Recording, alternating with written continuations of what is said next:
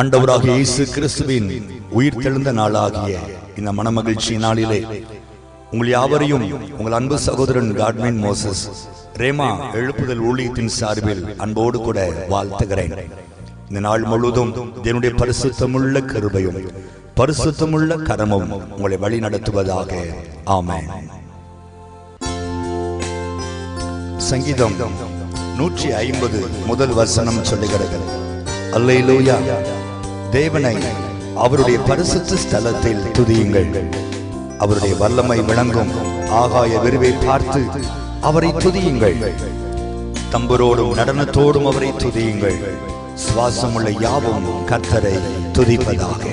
என்னோடு இணைந்து ஒரு சின்ன ஆராதனை நம் ஆண்டவருக்கு செலுத்துவோமா?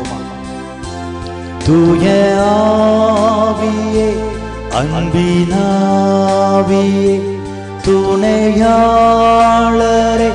தேற்றும் தெய்வமே, ஊற்று தண்ணீரே, உள்ளம் ஏங்குதையா, வரவேண்டும் நல்லவரே, வல்லவரே, வரவேண்டும் நல்லவரே, வல்லவரே, ஆவியானவரே, அன்பினாவியானவரே,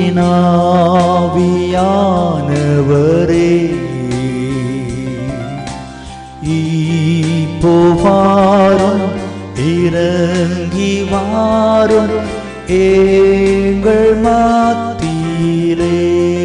சேர்ந்து சொல்லுவோமா?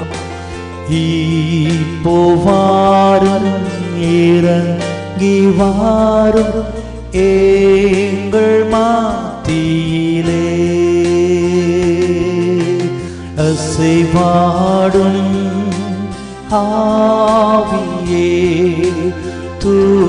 தூய்மையின் ஆவியே, அசைவாடும் ஆவியே, தூய்மையின் ஆவியே, இடமசைய என் உள்ளம் நிரம்ப இறங்கி வாருமே. இந்த இடமசைய என் உள்ளம் நிரம்ப இறங்கி வாருமே. எங்கள் மத்தியில் உலாவிடும், எங்களோடு என்றும் வாசம் செய்யும் ஆவியானவரே, எங்கள் வீட்டினில் உலாவிடும், எங்களோடு என்றும் வாசம் செய்யும். எங்கள் சபையினில் உலாவிடும், எங்களோடு என்றும் வாசம் செய்யும். சொல்லுவோம், ஹல்லேலூயா, ஹல்லேலூயா, ஹல்லேலூயா, ஹல்லேலூயா, ஹல்லேலூயா, ஹல்லேலூயா, ஹல்லேலூயா, ஹல்லேலூயா, ஹல்லேலூயா,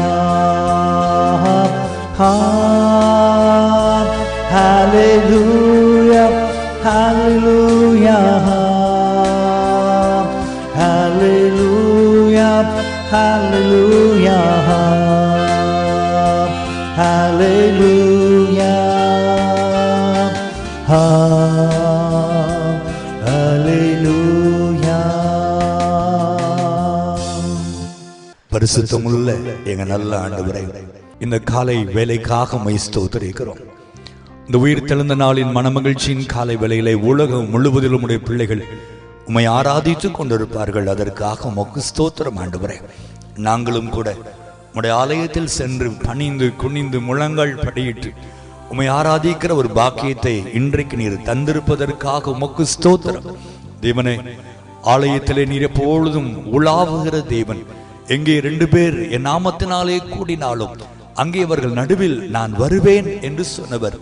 65ஆம் சங்கீதம் 4ஆம் வசனத்திலே என் ஆலயத்தின் நன்மையினால் என் ஜனங்களை நான் திருப்தி ஆக்குவேன் என்று சொன்ன என் ஆண்டவர் இன்றைக்கு உம்முடைய ஆலயத்தில் வந்து பயபக்தியோடு பரிசுத்தத்தோடு உம்மை தொழுது கொள்கிற அத்தனை பேரையும் நீர் ஆசீர்வதிப்பீராக. அந்நாளை ஆலயத்தில் ஆசீர்வதித்த என் ஆண்டவர் இன்றைக்கு உம்முடைய பிள்ளைகளை ஆலயத்தில் சந்தித்து வேதனைகளை மாற்றி, துக்கங்களை மாற்றி, பலவீனங்களை மாற்றி மகிழ்ச்சியோடு திரும்ப நீர் அனுப்பும்படியா நாங்கள் ஜெபிக்கிறோம். ஒவ்வொரு ஆசீர்வாதத்தால் அவர்களை நிரப்பேறும் சுவாமி.